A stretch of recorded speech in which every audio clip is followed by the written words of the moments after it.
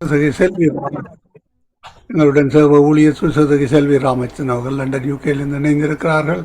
அவரை வரவேற்போம். கத்தருடைய கரத்தில் ஒப்புவிக்கவும். கத்தர் தாமே அவருடனும் கூட இருந்து வழி நடத்துவாராக.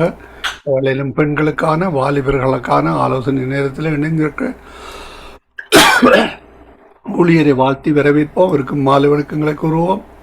கத்தருடைய கரத்திலே வார்த்தைகளை ஒப்புவித்துக் கொண்டு ஊழியரையும் குடும்பத்தாரையும் வாழ்த்துவோம், வரவேற்போம். பிரைஸ் லோட்டமா பிரிச்சலோட்டமா. ஆமேன். இந்த வேளையிலும் உங்களிடம் ஒப்படைக்கிறோம், வழி நடத்துங்களா. God bless you. ஆமேன். ஆமேன். ஆமேன்.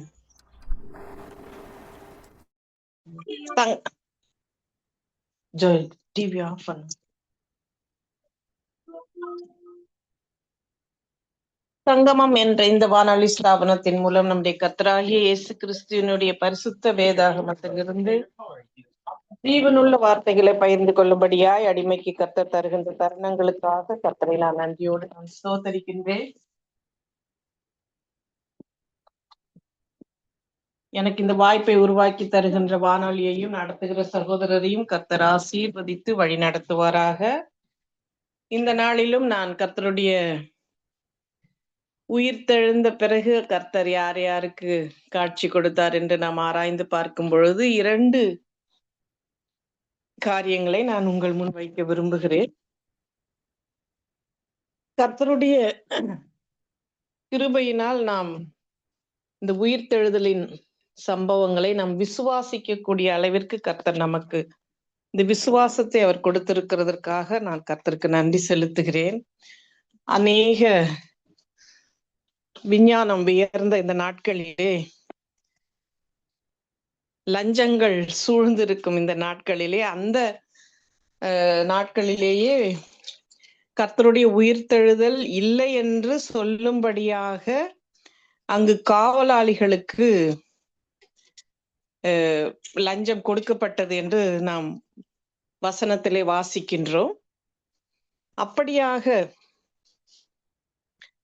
கர்த்தர் நமக்கு இந்த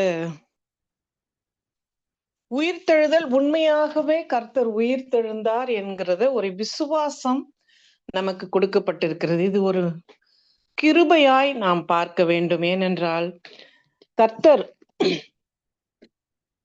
அந்த விசுவாசமே நமக்கு ஒரு ஆசீர்வாதம் தான். இன்று எத்தனையோ விதமான ஆசீர்வாதங்களை நாம் தேடி அலைகிறோம், நாடுகிறோம், ஜெபிக்கிறோம், கேட்கிறோம். ஆனால் விசுவாசம் என்கின்ற ஒரு வரம் அது நமக்கு கொடுக்கப்பட்டிருக்கிறதற்காக நான் கர்த்தரை நன்றியோடு நான் ஸ்தோத்தரிக்கிறேன். கர்த்தர் முதலாவது அவர் காட்சி கொடுத்தது நம்ம அனைவருக்கும் தெரிந்த ஒரு சகோதரி தான். அவர்களுடைய வாழ்க்கையிலே நாம் பார்க்கும் பொழுது 7 பிசாசுகளை அவர்களிடத்திலே இருந்து கர்த்தர் துரத்தி இருக்கிறார் என்று சொல்கிறார்கள்.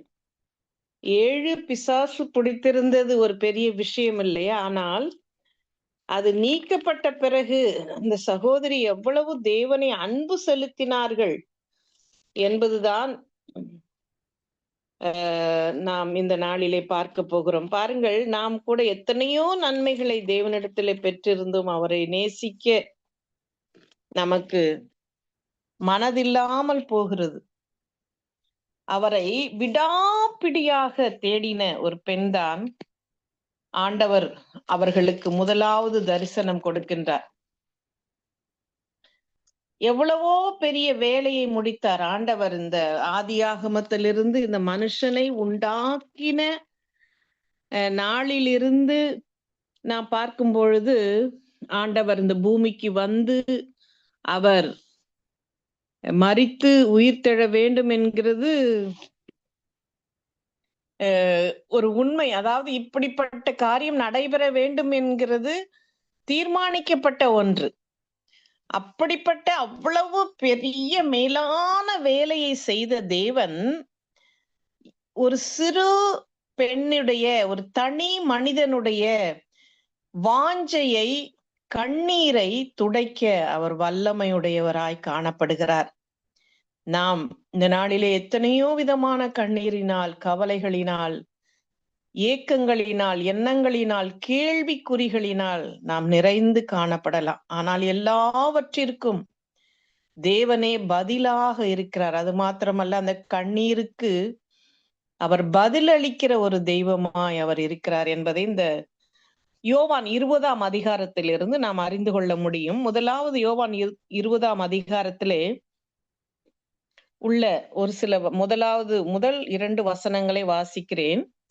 வாரத்தின் முதல் நாள் காலையில் அதிக இருட்டோடே மதலேனா மரியாள் கல்லறையினிடத்திற்கு வந்து கல்லறையை அடைத்திருந்த கல் எடுத்து போடப்பட்டிருக்கிறதை கண்டாள். எடுத்து போட்டிருக்க கண்டாள். பாருங்கள், அதிகாலையில் இருட்டோடே இந்த பெண்களுக்கு அநேக அடைமொழிகள் நாம் நீதிமொழிகள் 31ஆம் அதிகாரத்திலே நாம் பார்க்க முடியும். இருட்டோடே எழுந்து அவர்களுடைய வாஞ்சைகள், அவர்களுடைய விருப்பங்கள், அவர்களுடைய வேலைகள், பெண்கள் இருட்டோடே அவர்கள் நேரத்தோடே காலையில் எழுந்து தங்களுடைய பொறுப்புகளை காரியங்களை செய்ய வேண்டிய ஒரு பொறுப்பிலே இருக்கிற பெண்கள் உண்மையாகவே அவர்கள் சாதனை புரிகிறார்கள். இரவும் பகலும் தன்னுடைய குடும்ப காரியத்திலே நோக்கமாக அதை செயல்படுத்துகிற வீராங்கனைகளாக இருந்து எத்தனையோ காரியங்களை சாதித்த பெண்களை நாம் பார்க்கிறோம். எத்தனையோ பிள்ளைகளை வளர்த்து தேசங்களுக்கு அவர்களை தலைவர்களாக, கர்த்தருக்கென்று பிரயோஜனமுள்ள பாத்திரங்களாக உருவாக்கினவர்கள். ஏன் தமிழ் வேதாகமத்தை மொழிபெயர்க்க சீகன்பாலுடைய தாய் அவர்கள் மரிக்கும் பொழுது தன்னுடைய மகனிடம் இந்த பைபிள் தான் உனக்கு சொத்து, நான் வைத்து போகிறேன் என்று சொன்னார்களாம். அதை மொழிபெயர்த்தவர் தான் நமக்கு தமிழ் வேதாகமம் சீகன்பாலுக்காக காணப்படுகிறார். இப்படியாக இந்த ஒரு பெண்ணுடைய விடாமுயற்சி அந்த இருட்டோடே எழுந்து காரியங்களை செய்கிறது. பாருங்கள், இருட்டோடே எழுந்து அவர்கள் கல்லறையிடத்திற்கு போகிறார்கள். எதற்கு போகிறார்கள்? தேவனுடைய அந்த சரீரத்தை காணும்படியாய், அவருக்கு அந்த சரீரத்திலே அவர்களுடைய அந்த கடமைகளை செய்யும்படியாய் வாஞ்சையோடு கூட அவர்கள் செல்கிறார்கள். ஆனால் அங்கு அவருடைய சரீரத்தை அவர்கள் காணாதபடி அவர்கள் தவித்த தவிப்புதான் நம் இந்த அதிகாரம் முழுவதும் பார்க்கக்கூடியதாய் காணப்படுகிறது. பாருங்கள், அங்கு கல்லறை எடுத்து போட்டிருக்கிறதை கண்டால் உடனே அவள் ஓடி சீமோன் பேதுருவிடத்திலும் இயேசுவுக்கு அன்பாயிருந்த மற்ற சீஷரிடத்திலும் போய், அது யோவான், அன்பாயிருந்த சீஷர் தான் யோவான், பேதுருவிடத்திலும் யோவானிடத்திலும் கர்த்தரை கல்லறையிலிருந்து எடுத்துக்கொண்டு போய்விட்டார்கள், அவரை வைத்த இடம் எங்களுக்கு தெரியவில்லை என்றால். ஒரு காரியத்திலே நமக்கு திகைப்பும் குழப்பமும் கேள்விக்குறிகளும் வரும் பொழுது நாம் அது சம்பந்தமானவர்களிடம், மனிதர்களிடம் ஓடுகிறோம். இவர்களிடம் சென்றால் நமக்கு ஏதாவது ஒரு பதில் கிடைக்குமா, ஒரு நீதி கிடைக்குமா, ஒரு வழி கிடைக்குமா என்று நாம் அங்கலாய்த்து ஓடுகிறோம். அப்படித்தான் இந்த சகோதரி மதலேனா மரியாள் என்ன செய்கிறார்கள்? ஆண்டவருடைய சரீரத்தை நாடி தேடி ஓடி ஆசையாய் வந்தார்கள். ஆனால் அவருடைய சரீரம் அங்கு இல்லை என்றவுடன் ஒரு மனிதனிடம், அதாவது சீஷர்களிடம் சென்று அவர்கள் கேட்கிறார்கள், அவரை வைத்த இடம் எனக்கு தெரியவில்லை என்று. இந்த சகோதரி அடக்கம் செய்யும் வரை, அதற்கு முந்தின அதிகாரங்களை நாம் பார்க்கும் பொழுது ஆண்டவருடைய சரீரத்தை அடக்கம் செய்யும் வரை அவர் அந்த சிலுவை பாடுகளை பார்த்தது மாத்திரமல்ல, அடக்கம் செய்யும் வரை அவர்கள் கூடயே இருந்தார்கள். எனவே இந்த ஓய்வு நாள் முடிந்த பிறகு மறுபடியும் அவர்கள் அந்த அதிகாலையிலே முதல் நாள், அந்த வாரத்தின் முதல் நாள் காலையில் அவர்கள் இருட்டோடு எழுந்து ஆண்டவருடைய சரீரத்தை பார்க்க ஆவலாய், அந்த அன்பு விடாப்பிடியான அன்பு, தீராத அன்பு அவர்களை அப்படியா ஏவி அவர்கள் ஓடி அவர்கள் கேட்கிறார்கள். மனிதரிடம் சென்று நமக்கு எப்பொழுதுமே முழுமையான பதில்கள் கிடைப்பதில்லை. அவர்கள் நமக்கு உதவி செய்யவும் முடியாது. உதவி செய்ய மாட்டார்கள் என்று நான் சொல்லவில்லை. உதவுவார்கள். ஆனால் அவர்களுக்கும் என்ன செய்வது என்று தெரியவில்லை இந்த இடத்திலே. எனவே நமக்கு ஒரு பிரச்சனை வரும் பொழுது மனிதர்களை நாடுவதை பார்க்கிலும் தேவாதி தேவனை, பிதாவின் வலது பார்சத்திலே நமக்காக பரிந்து பேசிக் கொண்டிருக்கிற பரிசுத்தரை நாம் தேடும் பொழுது நாம் உண்மையாகவே பதிலை நாம் பெற்றுக்கொள்ள கர்த்தர் நமக்கு உதவி செய்வார். மனிதரிடம் போனால் நம்மை ஒரு அவமானத்தையும் நமக்கு நிந்தையும் தான் கொண்டு வரும் மனிதர்களை நாடும் பொழுது. ஆனால் பரிசுத்த தெய்வமோ நமக்கு பாதைகளை திறப்பது மாத்திரமல்ல, நம்மை உயர்த்தி அவர் உன்னதமான இடத்திலே அவர் வைக்க வல்லமையுடைய தெய்வமாயிருக்கிறார். பாருங்கள், இந்த பேதுருவும் யோவானும் உடனடியாய் அவர்கள், அப்பொழுது பேதுரு மற்ற சீஷனும் கல்லறையினிடத்திற்கு போகும்படி புறப்பட்டு இருவரும் ஒருமித்து ஓடினார்கள். பேதுருவை பார்க்கிலும் மற்ற சீஷன் துரிதமாய் ஓடி, அதாவது யோவான் துரிதமாய் ஓடி, யோவான் தான் இதை எழுதுகிறார், அதனால் அவர் தன்னுடைய பெயரை அங்கு போடாதபடி. பேதுரு சற்று வயதிலே முதிர்ந்தவர், யோவான் சிறு வயதா இருந்ததினால் அவர் வேகமாக ஓடி இருக்கலாம். ஒருவேளை ஓடி குனிந்து அங்கு பார்க்கும் பொழுது அவர்களுக்கு அங்கு அவருடைய சரீரம் காணவில்லை, வெறும் சீலைகள் கிடக்கிறதை கண்டான். ஆனாலும் அவன் உள்ளே போகவில்லை. சீமோன் பேதுரு அவனுக்கு பின்னே வந்து கல்லறைக்குள்ளே பிரவேசித்து சீலைகள் கிடக்கிறதையும் அவருடைய தலையை சுற்றியிருந்த சீலை மற்ற சீலைகளுடனே வைத்திராமல் தனியே ஒரு இடத்திலே சுருட்டி வைத்திருக்கிறதையும் கண்டான். முந்தி கல்லறையிடத்திற்கு வந்த மற்ற சீஷனும் அப்பொழுது உள்ளே பிரவேசித்து கண்டு விசுவாசித்தான். யோவான் விசுவாசிக்கிறார், என்ன ஆண்டவர் உண்மையாலுமே உயிர்த்தெழுந்தார் என்பதை விசுவாசிக்கிறான். அவர் மரித்தோரிலிருந்து எழுந்திருக்க வேண்டும் என்கிற வேத வாக்கியத்தை அவர்கள் இன்னும் அறியாதிருந்தார்கள். அவர்களுக்கு இந்த வசனங்கள் மறந்து விட்டது, ஆண்டவர் சொன்ன அந்த வார்த்தைகள். ஏனென்றால் எம்மாவூர் சீடரோடு ஆண்டவர் நடந்து சென்ற சம்பவத்தை நாம் பார்க்கும் பொழுது அவர்கள் துக்கமுகமாயிருந்தார்கள். துக்கமுகம், அந்த துக்கம் வரும் பொழுது நமக்கு எல்லாமே மறந்து விடும். பாருங்கள், அந்த சிலுவை மரணம், கொடுமை, அந்த கொடுமைகளை கண்ணார கண்ட இந்த சீஷர்களுடைய மனமெல்லாம் துக்கம் நிறைந்தவர்களாய் அவர்கள் 8 மைல் 7 அல்லது 8 மைல் தூரம் அந்த எம்மாவு என்ற அந்த ஊருக்கு அவர்கள் நடந்து போகும் பொழுது அவர்களோடு தேவன் இணைந்து அவர்களோடு பேசும் பொழுது கூட அவர்களால் அவர் யார் என்று கண்டுபிடிக்க முடியவில்லை. ஏனென்றால் துக்கம், நம்முடைய வாழ்க்கையிலே துக்கங்களும் துயரங்களும் கவலைகளும் கண்ணீர்களும் நம்மை சூழ்ந்து நம்ம இருதயத்தை நொறுக்கும் பொழுது ஆண்டவர் நமக்கு அருகிலேயே இருந்து அவர் நம்மோடு பேசிக்கொண்டே இருந்தால் கூட நாம் அதை அறிய முடியாது. எனவே துக்கங்களை துயரங்களை நாம் வசனத்தை கொண்டு மேற்கொள்ள நாம் கற்று அறிந்து கொள்ள வேண்டும். பாருங்கள், மரித்தோரிலிருந்து எழுந்திருக்க வேண்டும் என்கிற வேத வாக்கியத்தை அவர்கள் அறியாதிருந்தார்கள்.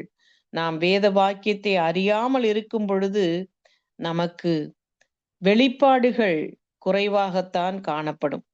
மதலேனா மரியாளுக்கு பாருங்கள், அடுத்ததாக முதலாவது மனிதரிடத்திலே சென்ற மரியாள் இப்பொழுது தேவ தூதரிடத்திலே போய், அவரை பார்த்தீர்களா? அவருடைய சரீரம் எனக்கு எங்கே இருக்கிறது என்று தெரியவில்லை, ஆனாலும் அவர் அதை தெரிந்தால் நான் அவருடைய சரீரத்தை எடுத்துக்கொள்வேன் என்று அவள் கெஞ்சுகிறாள்.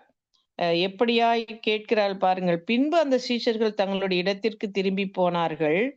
மரியாள் கல்லறையின் அருகே வெளியே நின்று அழுது கொண்டிருந்தாள். இந்த பெண்களுக்கு அழுவது மிகவும் பிடித்த ஒரு காரியம். அழுதே சாதிப்பார்கள் என்று சொல்வார்கள். அழுகிற பெண்கள் அநேக காரியங்களை எதற்காக நாம் அழுகிறோம் என்கிறதை சரியான முறையிலே நாம் அதை கர்த்தருடைய பாதத்திலே விடுகிற கண்ணீரை அவர் துருத்தியிலே வைத்து கணக்கு ஒப்பு கொடுக்கிற தெய்வம் என்று பார்க்கிறோம். அதற்கு பதில் அவர் அளிக்கிறவர்.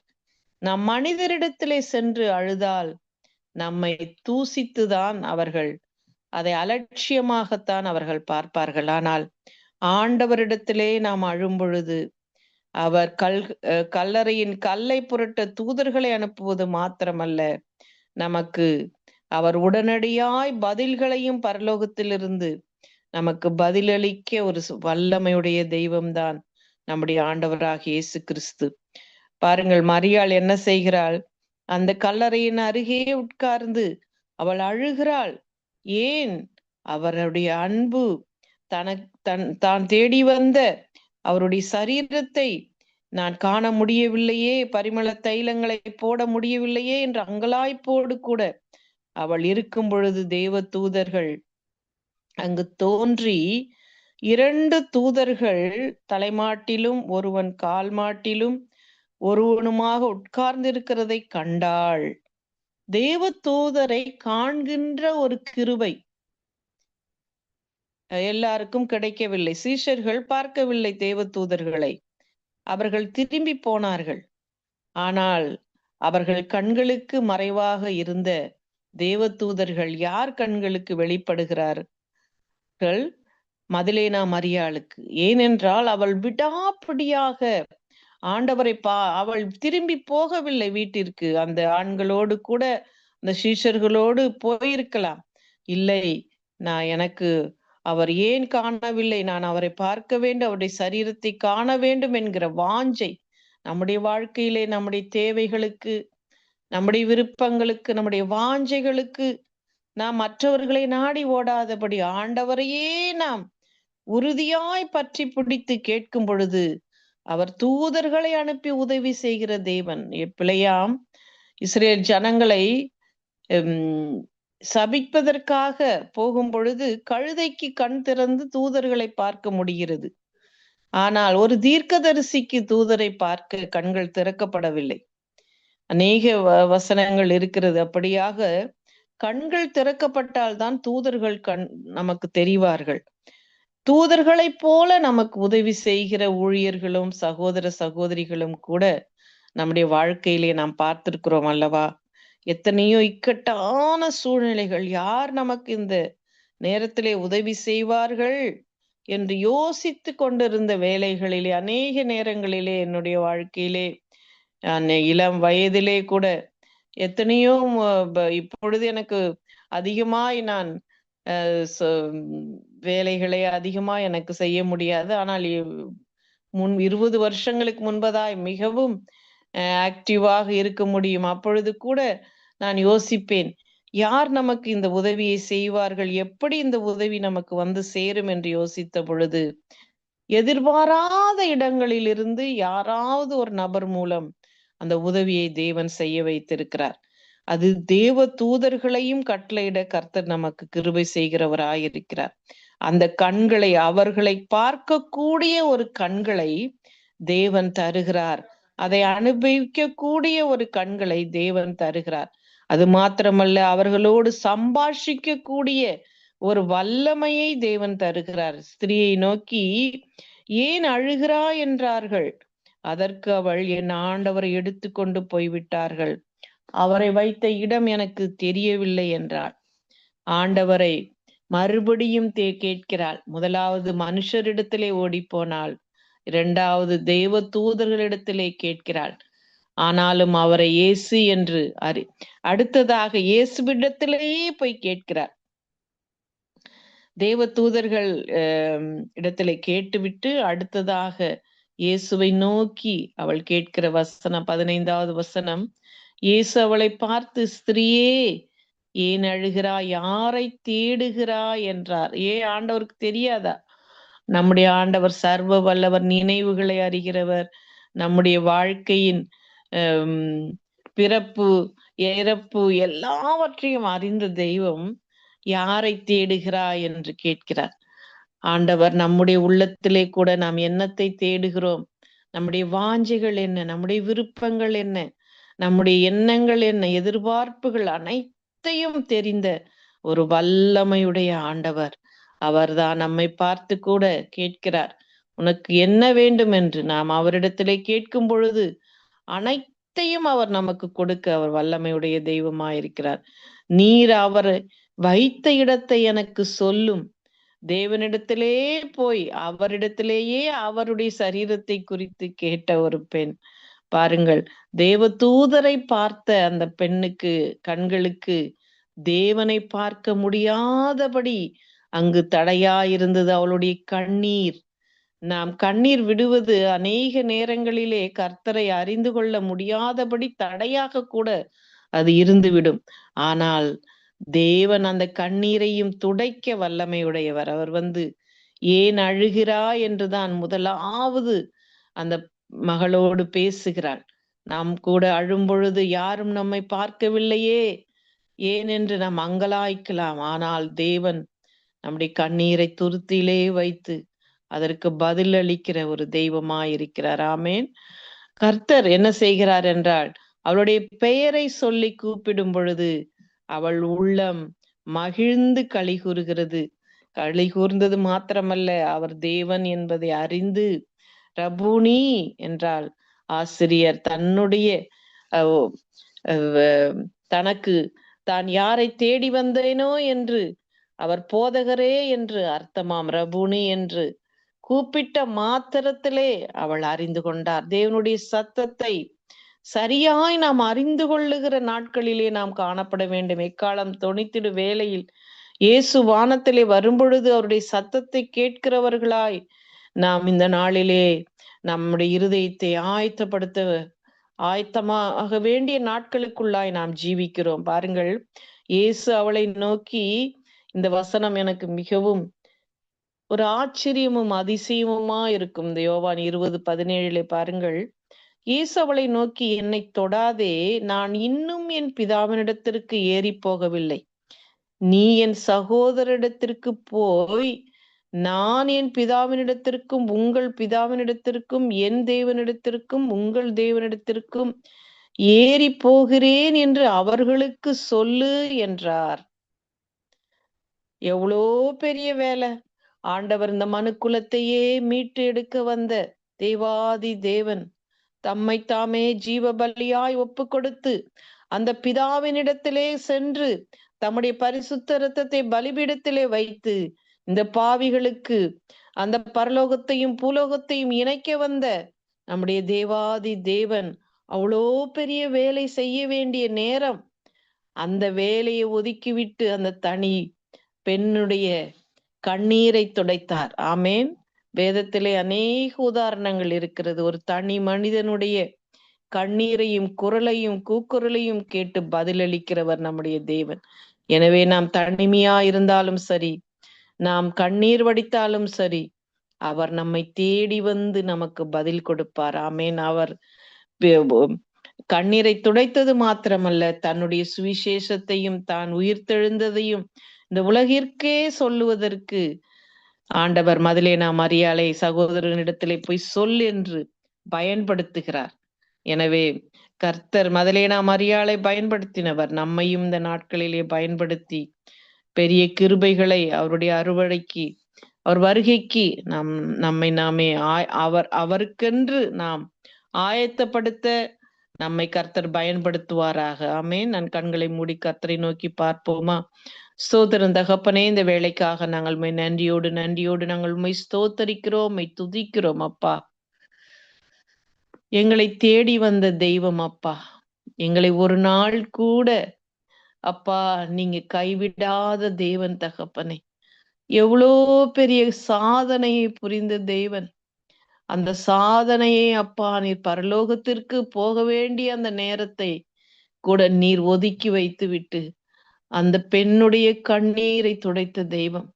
எங்களுக்காக அப்பா இந்த பூமிக்கு வந்து எங்களை மீட்டெடுத்தவர். மறுபடியும் ராஜாதி ராஜாவாக அப்பா சேனைகளின் கர்த்தராய் நீதிபரராய் நியாயம் தீர்க்க வரப்போகிறீரே.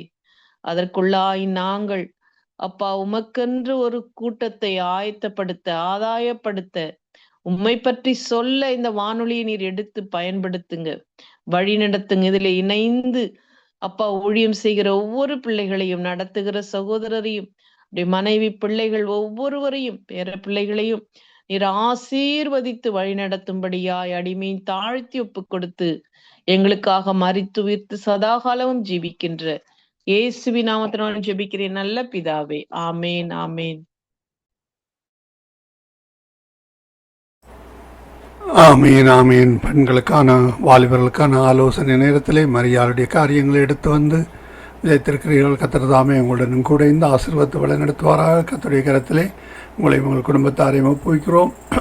கர்த்தருடைய கரந்தானே கூட இருந்து ஆசீர்வாதத்தை வழிநடத்துவாராக. ஆமேன் ஆமேன். நாங்கள் இந்த வேளையில் நன்றிகளை God bless you, அம்மா. ஆமேன் ஆமேன். ஆமேன். அருமையானவர்கள், இதுவரை நேரம் எங்களுடன் தேவ ஊழியர் சுசேதகி செல்வி ராமச்சந்திரன் அவர்கள் லண்டன் யூகேலிருந்து இணைந்து கர்த்தருடைய வார்த்தைகள் எடுத்து வந்து விதைத்திருக்கிறார். கேட்டுக்கொண்டு உங்கள் ஒருவருக்கும் ஆசீர்வாதமாக இருந்திருக்கும் விசுவாசிக்கிறோம். அதே வேளையிலே மறு ஒலிபரப்பை கேட்கின்ற பொழுதும் கர்த்தர் தாமே அந்த வார்த்தைகளுக்கு கூடாக உங்களுடன் பேசுவாராக, வழி நடத்துவாராக. கர்த்தருடைய கரத்திலே ஒப்புவிப்போம். கர்த்தர் வழி நடத்துவாராக. ஆமேன் ஆமேன். நாங்கள் இணைந்திருப்பது சங்கமம் வானொலியின் மதிய நேர மாலை நேர